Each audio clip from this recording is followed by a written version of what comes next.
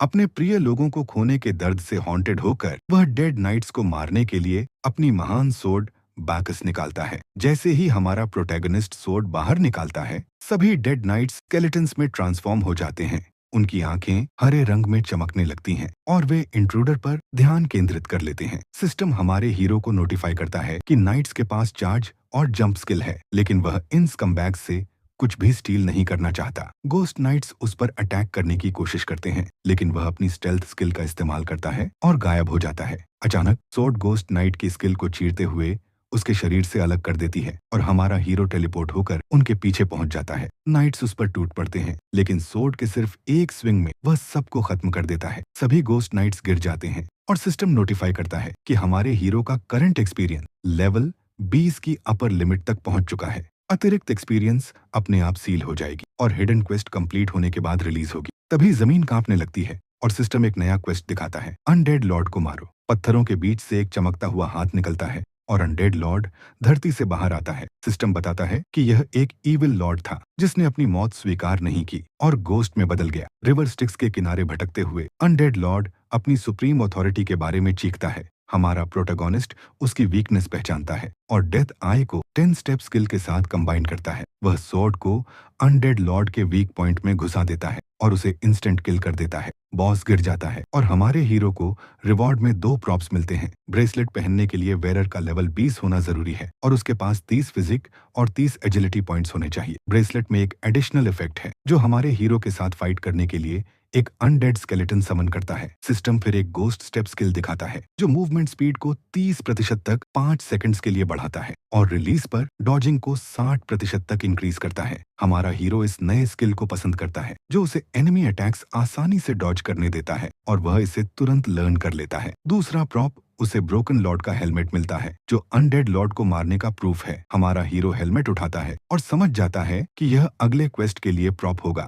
और शाओयू के बताए गए स्थान की ओर बढ़ता है। वह ड्रीमलेस विलेज के सिमेट्री में पहुंचता है और कुछ कब्रों के सामने एक छोटी लड़की को रोते हुए देखता है। वह अपने डेड पेरेंट्स के लिए रो रही होती है और शिकायत कर रही होती है कि बैड गाइज ने पूरे गांव को मार दिया। हमारा हीरो शाओयू के पास जाकर उसे चेक करने की कोशिश करता है। वह उससे बात करने की कोशिश करता है, लेकिन लड़की अचानक उसकी सोट देख लेती है। वह डर जाती है, सोचती है कि वह भी बैड गाइज में से एक है और उसे धक्का दे देती है। सिस्टम नोटिफाई करता है कि हमारे प्रोटैगनिस्ट ने शाओयू को नाराज कर दिया है। वह उसे समझाने की कोशिश करता है कि उसने बैड गाइज को मार दिया है जो विलेजर्स को हर्ट कर रहे थे, लेकिन शाओयू और गुस्सा हो जाती है, सोचती है कि वह झूठ बोल रहा है और अपने अंकल्स को बुला लेती है। अचानक डेड विलेजर्स हर तरफ से आकर हमारे हीरो को घेर लेते हैं। शाओयू विलेजर्स से कहती है कि बैड गाय को खत्म कर दो। हमारा हीरो अपने ऑप्शंस के बारे में सोचता है और एक बच्चे को हर्ट करने से मना कर देता है। तभी उसे थीफ मेंटर की बात याद आती है कि यह डंजन किलिंग नहीं बल्कि चॉइस पर बेस्ड है। वह अपनी सोर्ड नीचे रख देता है और फाइट करना छोड़ देता है। सभी विलेजर्स उसे घेर लेते हैं और उसकी टॉर्चर के लिए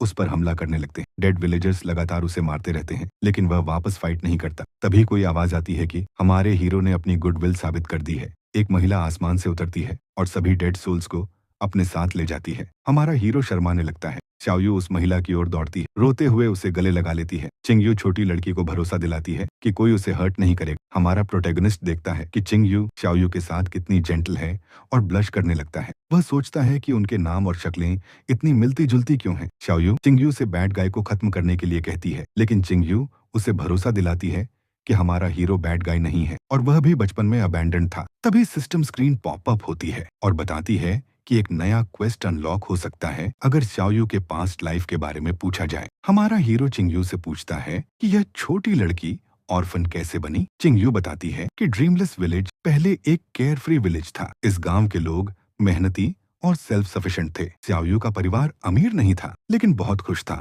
एक दिन उन्होंने कुछ इंजर्ड नाइट्स को देखा और उनकी मदद की। वही इंजर्ड नाइट्स असल में मॉन्स्टर्स थे जिन्हें हमारे हीरो ने मारा था। ठीक होने के बाद उन नाइट्स ने पूरे गांव का मैसेकर कर दिया। शाओयू फिर से रोने लगती है और विलेजर्स और अपने पेरेंट्स की मौत के लिए खुद को ब्लेम करती है। चिंगयू बताती है कि मैसेकर के बाद care free village dreamless village बन गया और जो सोल्स मरी वे शाओयू के रिग्रेट और ऑब्सेशन के कारण यहाँ फंसी हुई हैं। यह मैसेकर हर दिन रिपीट होता है। अचानक सिस्टम नोटिफाई करता है कि शाओयू बहुत दुखी है और अपने आंसू कंट्रोल नहीं कर पा रही। चिंगयू वार्न करती है कि अगर ऐसा ही रहा तो शाओयू बर्जर्क हो जाएगी और एक अनयील्डिंग सोल में बदल जाएगी। सिस्टम अलर्ट करता है कि शाओयू बर्जर्क हो चुकी है और सैडनेस का स्टॉर्म टूटने वाला है। हीरो को चॉइस करनी होगी, उसे बचाना है या छोड़ देना है। सिस्टम वार्न करता है कि सक्सेस रेट सिर्फ 1% है। चिंगयू लड़की को रोकने की कोशिश करती है, लेकिन हमारा हीरो उसे रोक देता है और कहता है कि वह उसके साथ बाहर जाए। हालांकि चिंगयू एक बच्चे को माइंडलेस अनडेड सोल बनने नहीं देना चाहती और उसे बचाने पर अड़ी रहती है।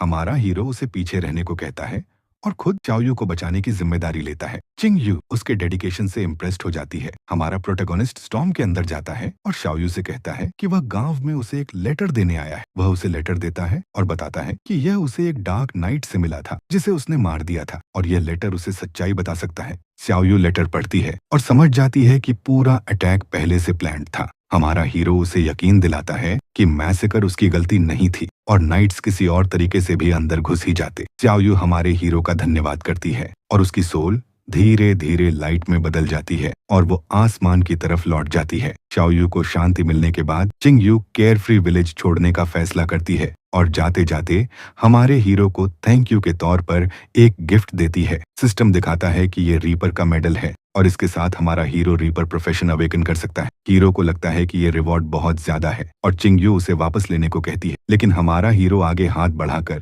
रिवॉर्ड एक्सेप्ट कर लेता है। उसकी उंगली में रिंग देखकर चिंगयू चौंक जाती है और जाने का फैसला करती है। जाते हुए कहती है कि वो फिर मिलेंगे। हीरो भी उसे गुड बाय कहता है और उम्मीद करता है कि व्हाइट एम्परर सेंटर में फिर मुलाकात होगी। एक मीटिंग में जाओ फैमिली के हेड जाओ जुन रिपोर्ट करता है कि इस साल सिटी में कुल 12 रेयर प्रोफेशंस अवेकन हुई हैं और उनमें से 3 लोग 2 दिन के अंदर मर चुके हैं। उसे शक है कि डेथ स्टार ने उन्हें मारा है। हालांकि सिटी लॉर्ड बैजुंग को लगता है कि डेथ स्टार जैसा कोई जो सेकंड्स में लेवल 10 बॉस को मार सकता है, वो मीडियोकर लोगों को मारने की जहमत नहीं उठाएगा। वो हमारे हीरो को ह्यूमैनिटी का हाईएस्ट प्राइड मानता है और जाओ जुन को धमकी देता है कि अगर उसने हीरो पर दोबारा आरोप लगाया तो उसे डार्क प्रिजन भेज दिया जाएगा। जाओ जुन इस पॉसिबिलिटी पर बहस करता है कि हीरो नैरो माइंडेड विलन भी हो सकता है, लेकिन डेप्यूटी सिटी लॉर्ड सुहेंग सबको शांत करता है और बताता है कि उसने डेथ्स के पीछे की सच्चाई जानने के लिए इन्वेस्टिगेशन शुरू कर दी है। अगर डेथ स्टार गिल्टी पाया गया तो वो सिटी लॉर्ड से डेड अवेकेंड वंस के लिए जस्टिस मांगेगा। तभी एक बॉट अंदर आता है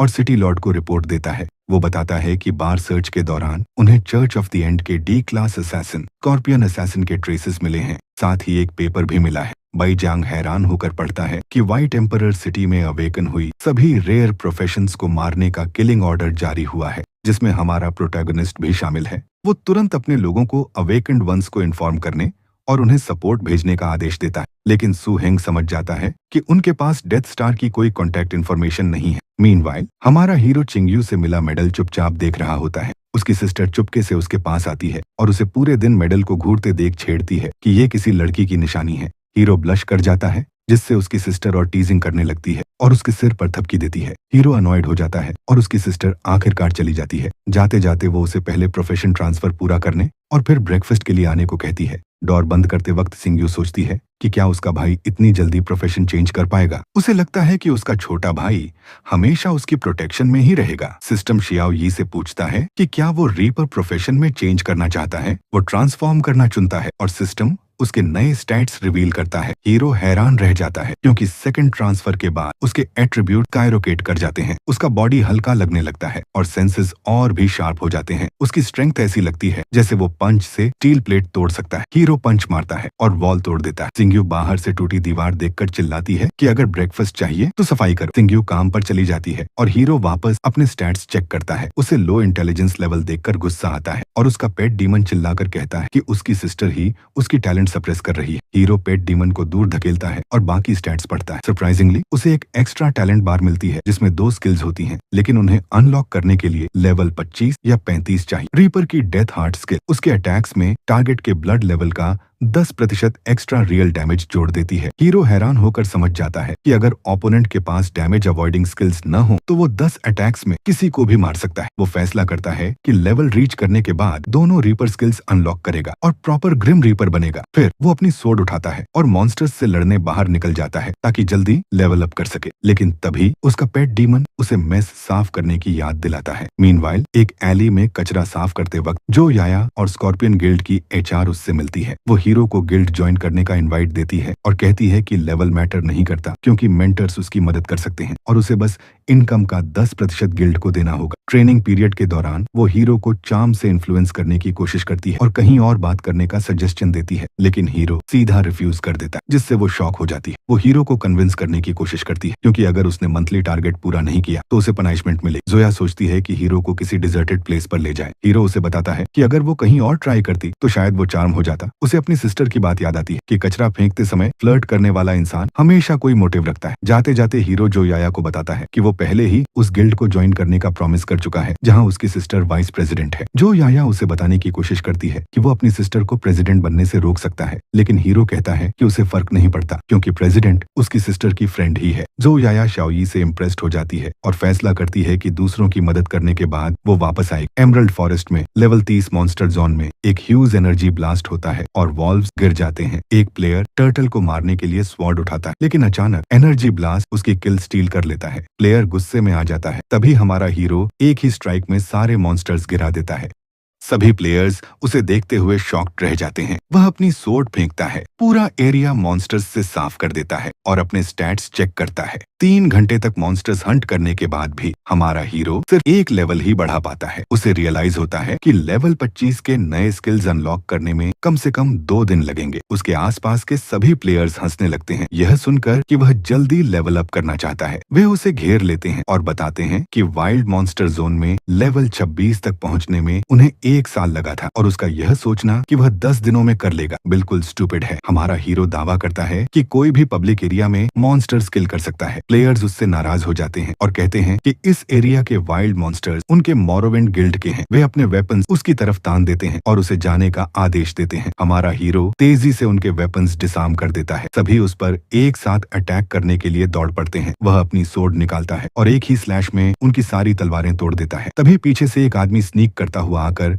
उस पर कूदता है। जो ये उसे कोने से देख लेता है। वह अपनी सोर्ड जमीन पर पटकता है और थंडर एनर्जी रिलीज करता है जो उसके ओपोनेंट्स को जलाकर राख कर देती है। गुंडे घुटनों पर गिर जाते हैं, रोते हुए और फॉरगिवनेस की भीख मांगते हैं। वे हमारे हीरो से मर्सी मांगते हैं, उसे फादर कहते हैं और वादा करते हैं कि जमीन छोड़ देंगे। हमारा प्रोटेगनिस्ट उन्हें छोड़ देता है और पूछता है कि क्या जल्दी लेवल अप करने का कोई और तरीका है। एक प्लेयर बताता है कि एमरल्ड फॉरेस्ट की गहराइयों में एक सीक्रेट रेल्म की अफवाह है और उन्हें अपने बॉस ने उसे ढूंढने का आदेश दिया था। हमारा हीरो जवाब लेता है और सीक्रेट रेल्म खोजने निकल जाता है। जाते जाते गुंडे कीटन को याद दिलाते हैं कि इंफॉर्मेशन लीक करने पर उनका प्रेसिडेंट उन्हें मार देगा, लेकिन कीटन के पास एक प्लान है। वह अपने बॉस की मदद लेकर हमारे हीरो को मारना चाहता है। इसी बीच हमारा प्रोटोगोनिस्ट जंगल के अंदर मियास्मा स्वैम्प तक पहुंच जाता है। वह सोचता है कि वह इस जगह क्यों आए और क्या सच में यहाँ कोई सीक्रेट रेल्म है। तभी सिस्टम उसे एक रैंडम क्वेस्ट ट्रिगर होने की नोटिफिकेशन देता है जिसका नाम है वेयरवुल्फ सीक्रेट रेल्म। सिस्टम दिखाता है कि यह लेवल 30 से 40 का रेल्म है, 4 स्टार डेंजर लेवल के साथ, और उसे 3 घंटे के अंदर क्लियर करना होगा। हमारा हीरो रेल्म के लेवल से इम्प्रेस्ड होकर तुरंत पोर्टल में कूद जाता है, लेकिन 15 मिनट बाद ही वह क्वेस्ट कंप्लीट करके रियल्म से बाहर निकल आता है। उसे लगता है कि यह ट्रेनिंग ग्राउंड के लिए भी बहुत इजी था और वह रिवॉर्ड्स चेक करता है। शुरू में उसे लगता है कि रिवॉर्ड्स यूजलेस होंगे, लेकिन खोलते ही वह सरप्राइज्ड रह जाता है। उसमें लेवल 30 और 40 के कई वेपन्स और वेयरवुल्फ सीक्रेट रेल्म का टेलीपोर्टेशन बीड होता है। उसका बैकपैक लगभग फुल है, इसलिए वह रिवॉर्ड स्टडी करके बैकपैक खाली करने का फैसला करता है। रास्ते में उसे स्केलेटन सोर्ड और डेमोक्लिस सोर्ड काफी लगते हैं। बाकी वेपन्स एवरेज होते हैं तो वह उन्हें मटेरियल्स में मेल्ट कर देता है। वुल्फ स्किन शर्ट भी एवरेज लगती है, इसलिए वह उसे बेच देता है। पॉजिटिव साइड पर हमारा प्रोटेगनिस्ट लेवल 31 तक पहुंच जाता है, अपना वांटेड स्किल अनलॉक करता है और ढेर सारा पैसा भी कमाता है। नया डेड क्रो स्किल एक ब्लड क्रो में ट्रांसफॉर्म हो जाता है जो आसमान में उड़ता है। वह ऊंचाई से 72 फेदर्स गिराता है जो टारगेट एरिया पर स्ट्राइक करते हैं और जिन पर फेदर्स लगते हैं वे 10 सेकंड्स तक इमोबिलाइज्ड रहते हैं। ऊपर से इस इफेक्ट को इम्यूनाइज या काउंटर नहीं किया जा सकता। हमारा हीरो इस स्किल से बहुत इंप्रेस्ड होता है और इसे तुरंत ट्राई करना चाहता है। तभी कोई फाइट ढूंढते हुए अंदर आता है। उसका अंडरलिंग अपने बॉस को लाता है और बताता है कि हमारे हीरो ने सीक्रेट इन्फॉर्मेशन चुरा ली है। मोरो गिल्ड का प्रेसिडेंट किलर बी हमारे हीरो से सरेंडर करने को कहता है। उसके अंडरलिंग्स बताते हैं कि हमारा हीरो पहले ही क्वेस्ट क्लियर कर चुका है और रिवॉर्ड्स ले चुका है। हमारा प्रोटोगोनिस्ट कहता है कि उसे पहले से अंदाजा था जब उसके अंडरलिंग ने इन्फॉर्मेशन शेयर की थी। अंडरलिंग पसीना बहाने लगता है और अपने बॉस को मनाने की कोशिश करता है, लेकिन किलर बी उसके सिर पर अपने क्लॉज रख देता है और बिट्रेयल के लिए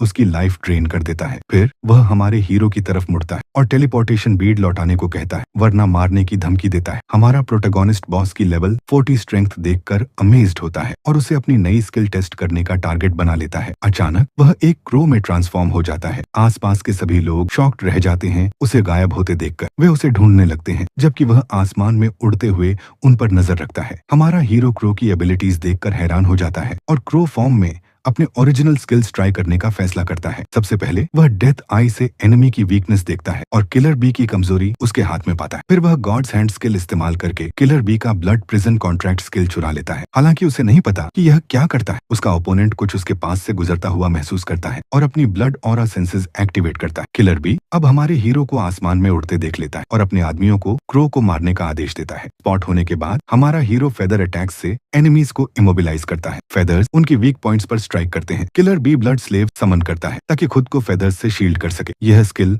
उसे 500 मीटर्स के अंदर नियर बाय ब्लड स्लेव समन करने देती है। हमारा प्रोटोगोनिस्ट अपनी सोर्ड निकालता है और ब्लड स्लेव को काट देता है। किलर बी अब अपने ओपोनेंट की स्ट्रेंथ समझ जाता है, लेकिन फिर भी धमकी देता है और कहता है कि वह उसकी स्वॉर्ड बेच देगा। फिर वह ब्लड प्रिजन कॉन्ट्रैक्ट स्किल का इस्तेमाल करके अपने आदमियों को ज़ॉम्बीज में बदल देता है जिन्हें वह कंट्रोल करता है। यह देखकर हमारा हीरो समझ जाता है कि यह स्किल कैसे काम करती है। किलर बी उसे ब्लड स्लेव बनाने की धमकी देता है। अगर आपको ये एक्सप्लेनेशन अच्छी लगी हो तो लाइक, शेयर और सब्सक्राइब करना नहीं भूले। Thanks for watching.